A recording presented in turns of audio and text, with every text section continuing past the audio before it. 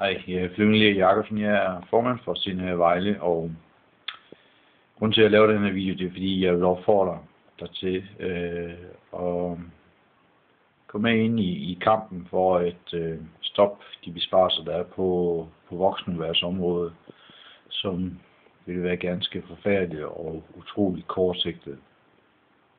Det er sådan, at voksenudvalget faktisk skal spare 11,8 millioner kroner til næste år. Derudover så har voksenudvalget haft en ekstra udgift for beboere, der bor på andre bosteder i andre kommuner på 6,5 millioner.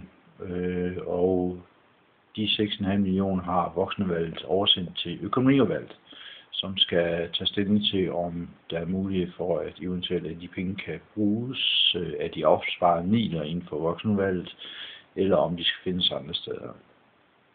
Det betyder faktisk, at vi som interesseorganisation, pårørende eller andre, der har interesse for at modvirke besparelsen, har en mulighed for at gå ind og øve indflydelse i forhold til økonomiudvalget, så at de forhåbentlig via gode argumenter kan ved at finde penge et andet sted, eller på anden måde stoppe de besparelser, fordi altså, det vil simpelthen være forfærdeligt, hvis de besparelser bliver gennemført.